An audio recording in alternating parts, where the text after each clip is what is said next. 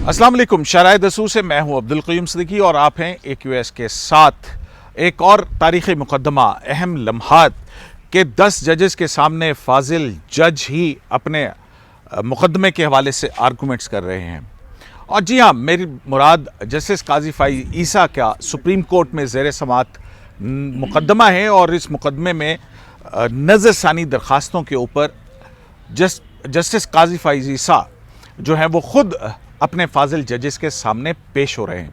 अदालती तारीख़ में बहुत अहम मुकदमा ये मुतसव्विर होगा कि एक जज जो है वो फाजिल जजेस के सामने, अपने फेलो जजेस के सामने, जिसमें उनसे जूनियर जजेस भी शामिल हैं, उनके सामने पेश हो रहे हैं। अहम तारीख़ी लम्हात हैं जहाँ एक तरफ जस्टिस काजी फ़ाइज़ ईसा कटहरे में खड़े हैं, वहीं दूसरी तरफ अगर ये कहा जाए कि फाजिल 10 जज साहिबान तारीख़ के कटहरे में खड़े हैं तो बेजाना होगा।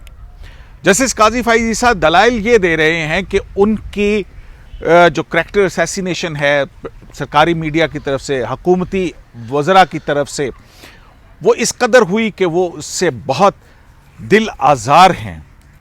और यही वजह है कि ना सिर्फ ये कि इस फाजिल अदलिया के इदारे पर आवाम का एतमाद हो कि नाइंसाफ़ इंसाफ हो, बल्कि होता हुआ नज़र भी आए। और इस हवाले से वो चाहते हैं कि उनके इस मुकदमे का ट्रायल या इस मुकदमे की कार्रवाई जो है वो बराह रास्त नशर की जाए। इसी पर आज जस्टिस काजी फ़ाइज़ ईसा ने आर्गूमेंट दिए और उनकी आर्गूमेंट के दौरान जो अदालत का माहौल था, कई मरतबा वहाँ पर जज्बाती मनाजिर भी देखने को मिले। जजेस की तरफ से जस्टिस काजी फ़ाइज़ ईसा को सवालात भी हुए और ये वो पहला मौका है जहाँ पिछले 1-1.5 साल में, क्योंकि ये मुकदमा जज साहिबान के सामने था, जस्टिस काजी फ़ाइज़ ईसा शायद डिस्कनेक्ट थे और आज ऐसा लग रहा है कि 10 जजेस और जस्टिस काजी फ़ाइज़ ईसा जो डिस्कनेक्ट था, एक ऐसा मौका आया है कि वो अपने 10 जज साहिबान जो ब्रदर जजेस हैं, फेलो जजेस हैं, उनके सामने अपनी दिल की बातें रख रहे हैं। इंतहाई अहम समात थी। उस समात का अहवाल जानने के लिए चलते हैं जनाब नासिर इकबाल और हसनात मलिक के पास। आइए जी। तो नासिर साहब, क्या माहौल था आज? क्या जजेस से डायलॉग कर रहे हैं या ये वाक़तन तारीख़ जो है वो एक बनती हुई ना आपको नज़र आ रही है? देखिए क़य्यूम साहब, ये ऑब्वियसली एक तारीख़ इन द मेकिंग है, हिस्ट्री इन द मेकिंग। क्योंकि कभी भी ऐसा नहीं हुआ कि एक जज रोस्ट्रम के इस साइड पे खड़ा हो और 10 जज रोस्ट्रम के उस साइड पे बेंच में बैठे हैं और एक जज अपना केस खुद प्लीड कर रहा हो। तो ये है तो हिस्ट्री। और उसमें जैसे असरात ने भी कहा 9 जूनियर जजेस हैं। हाँ बिल्कुल। और वो देखें, ये एम्बैरेसिंग तो है ना, जब 9 जूनियर, दोनों साइड के लिए एम्बैरेसिंग है कि 9 जूनियर जजेस साइड पे एक केस सुन रहे हैं। और दूसरी बात ये है कि आज क्लियर कट नज़र आ रहा था कि जजेस जो बेंच पे बैठे थे वो अनईजी थे, वो मतलब कंफर्टेबल नहीं थे। और ड्यूरिंग द एंटायर प्रोसीडिंग्स कभी कोई जज किसी जज के साथ मुशावरत कर रहा था, कभी कोई जज किसी के साथ मुशावरत कर रहा था। और 1-2 जगह तो जस्टिस काजी फ़ाइज़ ईसा साहब आर्गूमेंट करते करते रुके भी हैं, वेट करने के लिए कि जजेस की अटेंशन हो तो मैं बात करूं। और ये एक तरह का, जिस तरह कहते हैं ना, रोलर कोस्टर राइड, कभी वो ऊपर जाता है। आपने तो इंग्लैंड वगैरह में ये लगे हुए हैं, आप गए भी होंगे। नहीं, मैं नहीं बैठा वैसे। अच्छा, वो डर बहुत लगता है ना उसमें। तो वो ऊपर कभी जाता है, कभी नीचे आता है। तो एग्जैक्टली क्योंकि काजी फ़ाइज़ ईसा साहब की पिच कभी तेज़ होती थी, कभी एक जगह तो विजिबली ना उनकी आवाज़ जो है ना वो रुंधिया भी गई। जिस अंग्रेजी क्या कह रहे थे वो उस वक्त? मतलब वो जैसे वो बार बार जब वो जिक्र कर रहे थे ना कि मेरी फैमिली, इस गवर्नमेंट के जो स्टेट मीडिया है उन्होंने मेरी और मेरी फैमिली के ख़िलाफ़ इतना ज़्यादा मिलाइन किया है। और वो बार बार कहते हैं कि आप मेरी पोजीशन को समझें और आप मेरे शूज़ में आप खुद आके देखें। वो कहते हैं ना कि तो आपको महसूस होगा कि कैसे अगर जैसे वो कहता है कि ये स्टिग्मा मेरे कब्र तक जाएगा और यही स्टिग्मा मेरे बच्चों तक जाएगा, जबकि उन्होंने किसी किस्म की भी मेरी नॉलेज में नहीं है कि कोई करप्ट प्रैक्टिसेस या कोई ऐसी बात की है, किसी इंडल्जेंस, मतलब कोई गलत काम में इंडल्ज हुए, रॉन्ग डूइंग में इंडल्ज हुए। लेकिन ये इन्होंने स्टेट मीडिया ने हमें मुकम्मल तौर पे स्टिग्मेटाइज़ कर दिया है। हम कहीं जाते हैं तो लोग पहचान लेते हैं। इवन हम जब हम मास्क में भी जाएं तो लोग हमें पहचान लेते हैं। और हम इतनी ज़्यादा बम्बार्डमेंट हुई है, हमारे ख़िलाफ़ कैंपेन हुई है, तो इसलिए मैं चाहता हूं कि क्योंकि मैं प्रेस कॉन्फ्रेंस, मतलब जस्टिस ईसा कह रहे हैं कि मैं प्रेस कॉन्फ्रेंस नहीं कर सकता, मैं अपनी पोजीशन क्लियर नहीं कर सकता, मैं जर्नलिस्टों से बात भी नहीं कर सकता। तो मैं इसलिए चाह रहा हूँ कि ये जो मैंने एक एप्लीकेशन दी है कि ये तमाम इंटायर प्रोसीडिंग्स जो है वो स्टेट मीडिया दिखाए लाइव, ताकि लोगों को पता चले कि मैं किस पोजीशन में हूँ। और मेरे पे जो इल्ज़ाम लगा गया कि मनी लॉन्ड्रिंग की है, उस ज़माने में तो मनी लॉन्ड्रिंग का रूल ही नहीं था जब ये हमने प्रॉपर्टी नहीं था, लॉ नहीं था। हाँ, ठीक है। जब ये हमने पहली प्रॉपर्टी ख़रीदी है, और प्रॉपर्टी जो है वो कितनी एक्सपेंसिव नहीं है, मतलब अगर हम पाकिस्तानी स्टैंडर्ड से देखें तो यहाँ शायद ज़्यादा इस्लामाबाद में ज़्यादा महंगी प्रॉपर्टीज़ मिलती हैं जो उन्होंने वहाँ ली हैं।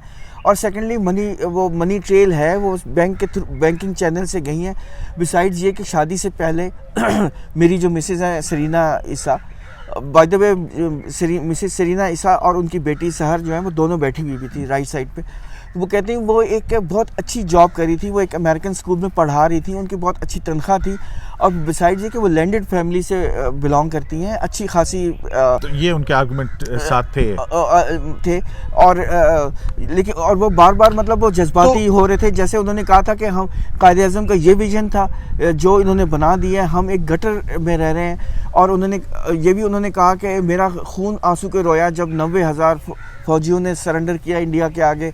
या हमूद रहमान कमीशन की जो रिपोर्ट है, वो कोई जर्नलिस्ट अगर उसको लिखना भी चाहे तो उसको वो नेशनल सिक्योरिटी का इशू बना देते हैं। और फिर उन्होंने मिसाल भी दी हमारे एक दोस्त की तरफ, नाम लिए बगैर, मोतीउल्लाह जान की, कि उन्होंने कहा कि यहाँ बहुत सारे ऑनेस्ट लॉयर जर्नलिस्ट हैं जो वही फैक्चुअल रिपोर्टिंग करते हैं जो यहाँ होता है, लेकिन उनको विद इम्प्यूनिटी उठा लिया जाता है। और बहुत सारे ऐसे जर्नलिस्ट हैं, प्राइम मिनिस्टर कहता है कि मेरे इल्म में नहीं है, और बहुत सारे ऐसे जर्नलिस्ट हैं जिनको मारा गया है, जिनकी हड्डियां तो टांगें तोड़ी गई हैं, लेकिन कोई पुरसान हाल नहीं है। लेकिन इस पे जस्टिस उमर अता बंदयाल जो 10 मेंबर बेंच को लीड कर रहे हैं, उन्होंने वैसे ये ज़रूर कहा कि हम भी जर्नलिस्टों के साथ हैं, लेकिन हम खुद ऑन आवर ओन जो है ना इस इशू को पे नहीं ले सकते, क्योंकि ये ट्रांसग्रेशन ऑफ आवर जुरिस्डिक्शन होगी, यानी हमारी जो जुरिस्डिक्शन है उससे हम आगे जाएंगे। हाँ, कोई और अगर ये मामला हमारे पर ले आए तो हम यकीनन इसको देखेंगे।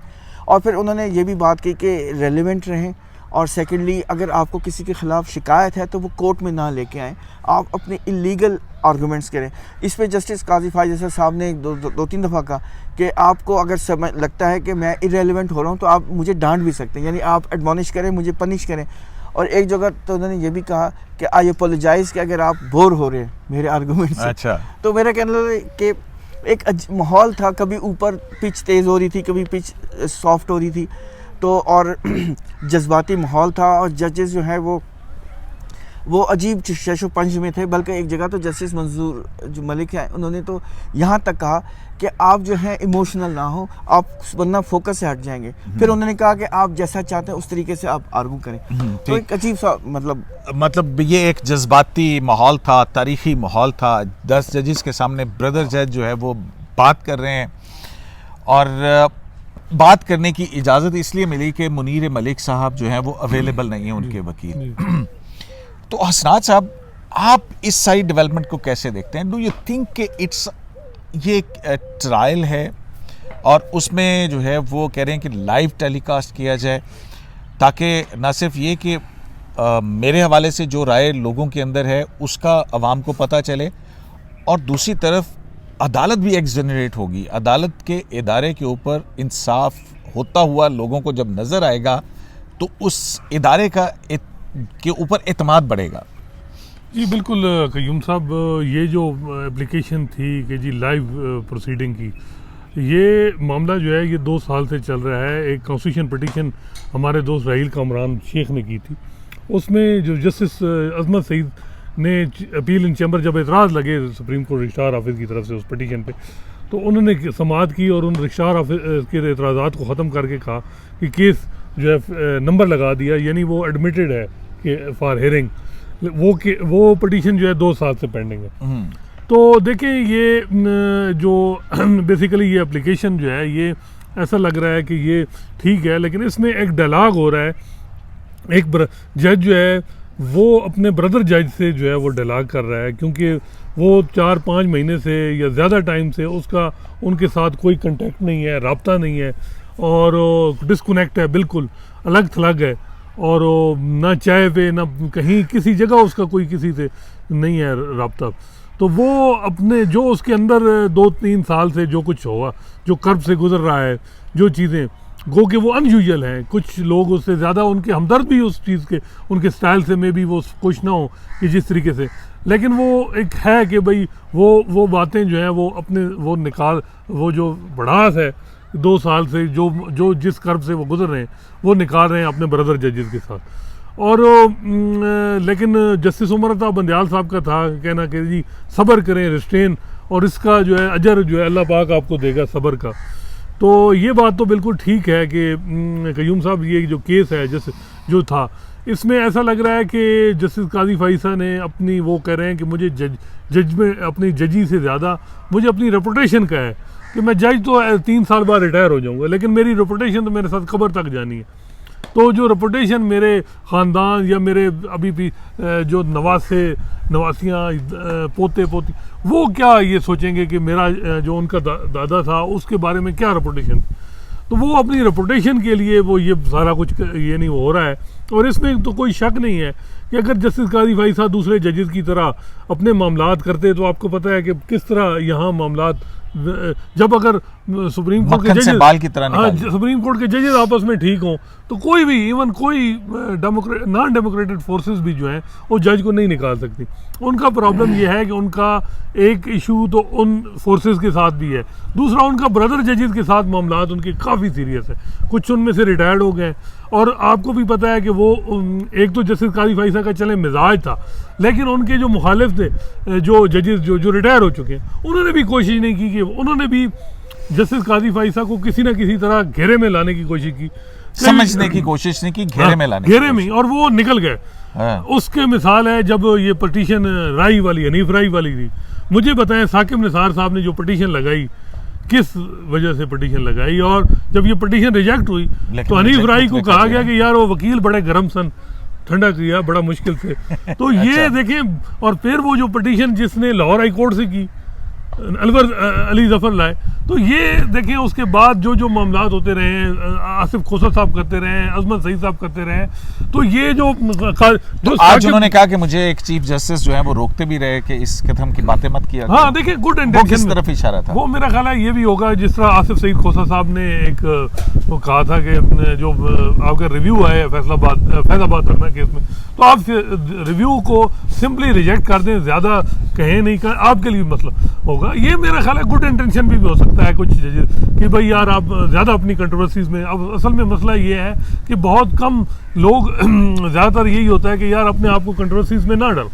लेकिन मज़े की बात है कि क़य्यूम साहब यहाँ जजेस जो हैं वो इलेक्टेड प्राइम मिनिस्टर को तो फारिग करके वो कहते हैं कि कोई कंट्रोवर्सी नहीं है, अपना फ़र्ज़ निभा रहे हैं, लेकिन जहाँ कोई और बात आती है कुछ और कुव्वतों के बारे में, तो वहाँ कहते हैं कि अपने दूसरे जजेस को भी तंबीह करते हैं कि यार ये ना करें, बजाय इसके कि उसकी हिम्मत बढ़ाएं, कहते हैं यार आप ना करें। अच्छा, तो वो नासिर साहब एक और चीज़ जो इम्पोर्टेंट है, हाँ, वो ये है कि जो सिचुएशन थी आज 10 जजेस, इसमें जो मुझे लगा कि जो जजेस ने डिसेंटिंग नोट पे थे उस वक्त, जिन्होंने 3-4 जजेस ने कहा कि जी मामला FPR को नहीं भेजना चाहिए, और जो पैराग्राफ लिखे गए और जिसमें बारे में परसेप्शन है कि 7 जजेस का जो फैसला है वो बेसिकली वो ऐसा फैसला है जिसने जस्टिस काजी फ़ाइसा का डिफेंस भी तबाह कर दिया सुप्रीम जुडिशल काउंसिल में, और जिस तरह का वो फैसला है, तो वो जो जजेस 4 थे मेरा ख्याल है वो अभी भी उस जो उनका बॉडी लैंग्वेज थी वो ये है कि वो जो बोल रहे थे उसको वो कर रहे थे, खामोश रहे। मैंने देखा कि उसमें अगर देखा जाए तो उन 7 जजेस में से जस्टिस मंजूर मलिक जो हैं वो उन्होंने बात की, जस्टिस उमर अता बंदयाल जो हैं वो जस्टिस मंजूर मलिक ने तो ये कहा, और मेरा ख्याल है कि बहुत ही दानाई वाला, मतलब उन्होंने जब उमर अता बंदयाल कह रहे थे कि जी क्योंकि वो देख रहे थे कि लेफ्ट साइड पे जस्टिस मुनीब अख्तर जो है वो बार बार मतलब वो बात कर रहे हैं और वो मुस्कुरा भी रहे थे। उनको मेरा ख्याल है कोई ये था कि यार ये क्या किस तरह क्या बहुत लंबा जा रहा है मामला। तो वो जैसे उमर रज़ा बंदियाल साहब ने कहा कि जी आप कम टू द पॉइंट आए, तो फिर मंजूर मलिक इंटरवीन हुई है जस्टिस। उन्होंने कहा जिस तरह चाहते हैं आप करें, कोई मसला नहीं है, आप जिस तरह चाह रहे हैं, क्योंकि उनको भी पता था कि एक जज जो है 6-7 महीने से वो नहीं उसको बोलने दें मामला। तो वो मेरा ख्याल है ये बात अनयूजुअल तो थी और अभी भी तारीख का एक अनोखा वाक़या अदालती तो तारीख है। पे, और लेकिन लीगली कितनी ठीक थी या क्या थी मेरा ख्याल हाँ, है यहाँ पे बड़ी एक लीगली। लेकिन मेरा ख्याल है कि क्या जस्टिस review काजी में- फाइसा ने ये सोचा हुआ है कि मेरी केस का फैसला तारीख करेगा, और मैंने जो जिसने राइट होना है तारीख के इस साइड पे होना है उधर होना है। साकिब निसार साहब ने उसकी पिटीशन उठाई, फैसला किया, आज हम उसको उनको कैसे याद कर रहे हैं। आसिफ सईद खोसा साहब ने उनके साथ जो किया हम कैसे याद कर रहे हैं। तो ये सारी चीज़ें हैं। फिर ये बात अपनी है कि क्या जस्टिस काजी फाइसा को इतना इमोशनल होना चाहिए, नहीं होना चाहिए।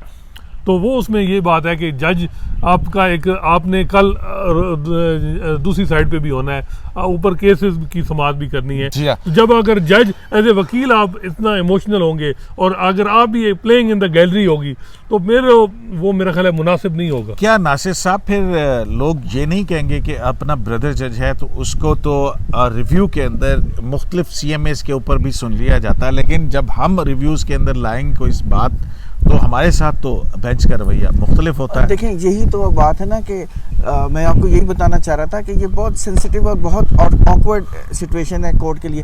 देखिए कयूम साहब, एक चीज़ पहले तो ये समझ लें कि ये रिव्यू जुरिस्डिक्शन है। रिव्यू जुरिस्डिक्शन का स्कोप इतना लंबा नहीं होता। आप ये भूल जाएं कि 2 महीने हेयरिंग चलेगी, ये नहीं होगा, ठीक है। वो तो काजी फाइसा भी कहते हैं कि जस्टिस काजी फाइसा के स्कोप बिल्कुल इसको जल्द से जल्द रिजॉल्व होना चाहिए। इसका स्कोप बिल्कुल लिमिटेड है। आप इसमें लीगल आर्गूमेंट्स करें, देखें जज्बाती होना ठीक है, जो वो ऑडियल फेस कर रहे हैं उसमें हम उनके साथ हैं, लेकिन बहरहाल कोर्ट ने डिसाइड करना है उनके सामने जो मटेरियल आएगा लीगल, उस हवाले से।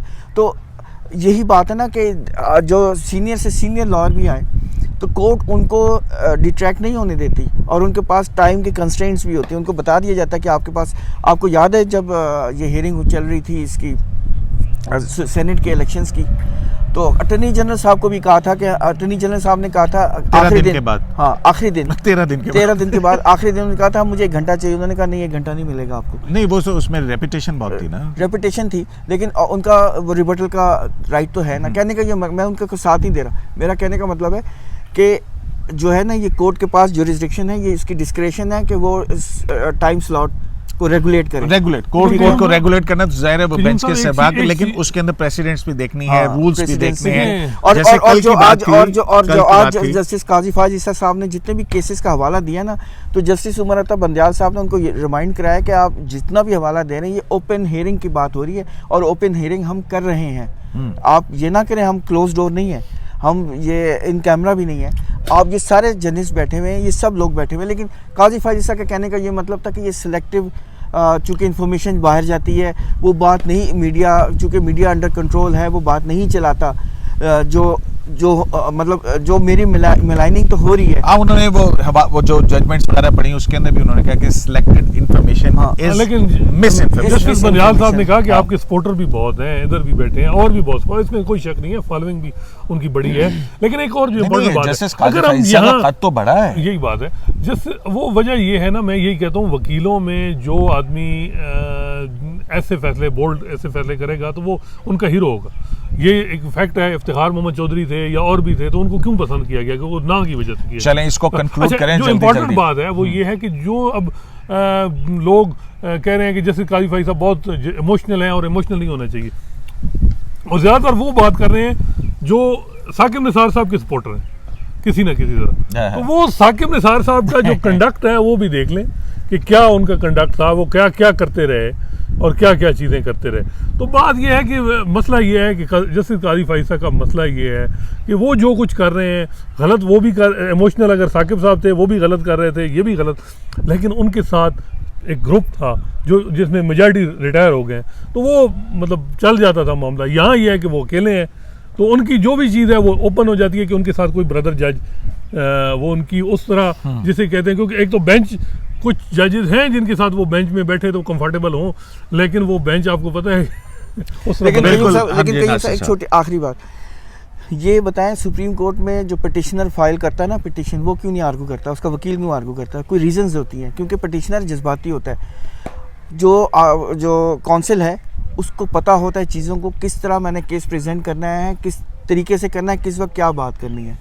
ये अच्छा नासिर साहब, मुझे लगता है वो कि बात जैसे काजी भाई साहब को आपको- समझ आ गई है कि लीगली मुझे पता है कि मेरा केस जो भी हो, मुझे लगता है कि वो अब इसको हिस्ट्री में की तरफ जा रहे हैं कि हिस्ट्री की तरफ अपना आप तारीख छोड़ दें। तारीख में मरने से बेहतर है तारीख में जिंदा रहा हाँ, जाए। मेरा ख्याल है यही हो रहा है कि लीगली अगर होता तो उनके पास अभी भी कार्ड बहुत है। नहीं बिल्कुल डिले ठीक कर बात- सकते थे बिल्कुल और ठीक- भी बहुत सी चीजें। बिल्कुल ठीक बात है, बिल्कुल ठीक बात। नासिर साहब, दूसरी तरफ हम ये देखते हैं कि आज लगता है कि एक बैलेंस हो जाएगा कि जस्टिस, क्योंकि रिव्यू के अंदर वही वकील आर्गू करता है जिसने मेन केस प्लीड किया होता है। तो यहाँ पे मुनीर मलिक साहब नहीं आए हैं और उनकी जगह काजी फाइज़ साहब को बाकायदा एप्लीकेशन आई रूल्स का हवाला दे के, और उसमें उन्होंने इनेबिलिटी जाहिर की, तो अदालत ने उनको इजाज़त दी कि आर्गू कर लें।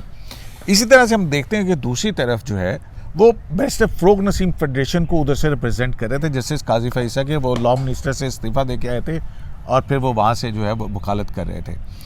तो आज भी जो है वो जब ये मामला सामने आया कि पूछा गया कि हाँ जी आपकी तरफ से कौन पेश होगा, तो जो आमिर रहमान साहब हैं उन्होंने कहा जी हमें तो अभी फैसला ही नहीं किया है कि कौन आएगा कौन नहीं आएगा, आया बैरिस्टर फ़रोग नसीम आते हैं या उनकी जगह कोई और आता है।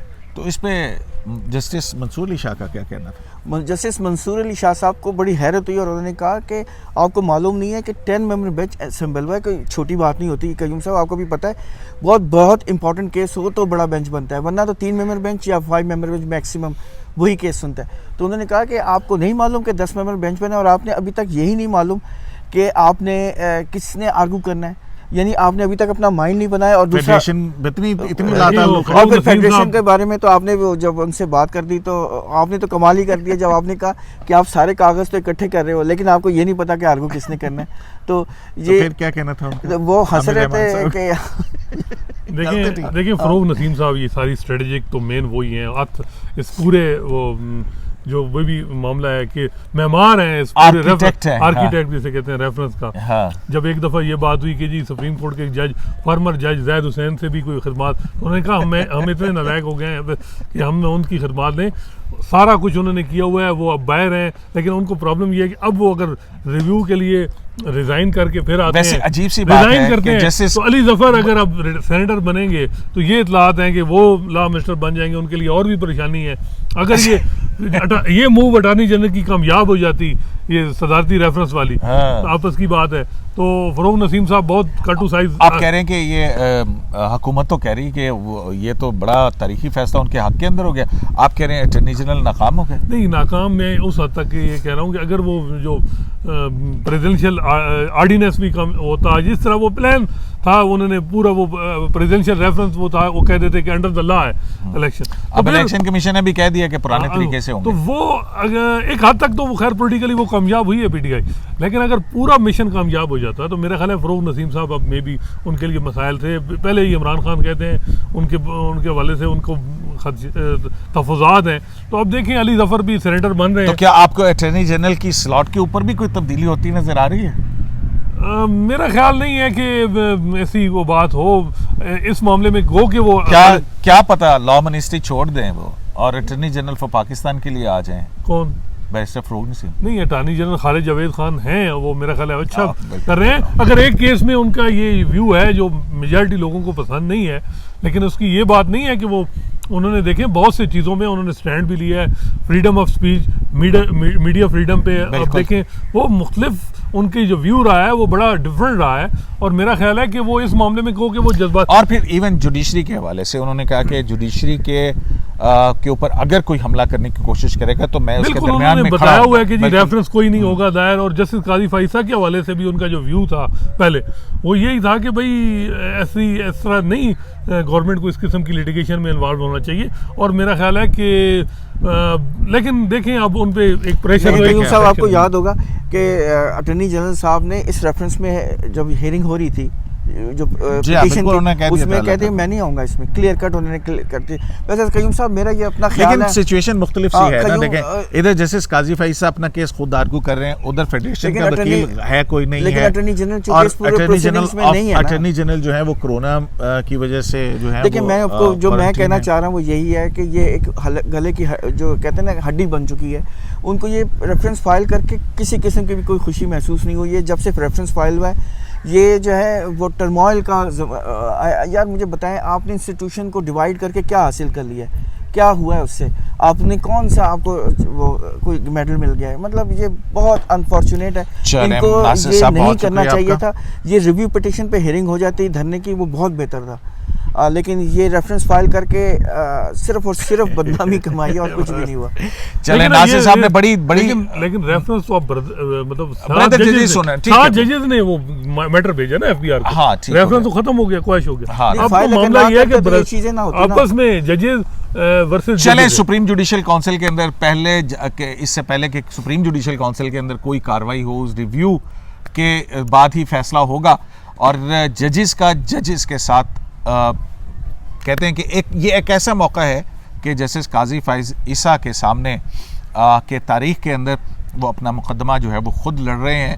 और देखा जाए तो पूरी अदलिया इस वक्त तारीख के कटहरे के अंदर खड़ी है। और हसनात ने बिल्कुल एक इशारा किया, और मुझे भी जो कहते हैं ना कि जो बाअसूल, बावकार और क्लीन लोग होते हैं और जुर्रतमंद और बहादुर, वो इस बात को ज़्यादा प्रेफरेंस देते हैं कि इससे पहले कि वो तारीख के अंदर या तारीख के कूड़ेदान के अंदर दफन हो जाएं, उससे बेहतर है कि तारीख के अंदर जिंदा रहा जाए। ओहदे आनी जानी चीज़ होते हैं, असल चीज़ किसी भी इंसान की इंटेग्रिटी और उसका वक़ार जो है वो बहुत अहम होता है। देखते हैं कि तारीख हमें इस अदालती कार्रवाई से और क्या कुछ दिखाती है। डोगर भी है। अदलिया मज़ीद तकसीम होगी या अदलिया इस कार्रवाई से यूनाइटेड होगी, और इस कार्रवाई से अदलिया के इदारे के ऊपर अवाम का एतमाद और बढ़ेगा। शराय दस्तूर से अब्दुल क़य्यूम सिद्दीकी को AQS लाइव से इजाज़त दीजिए। अल्लाह ने के बाद।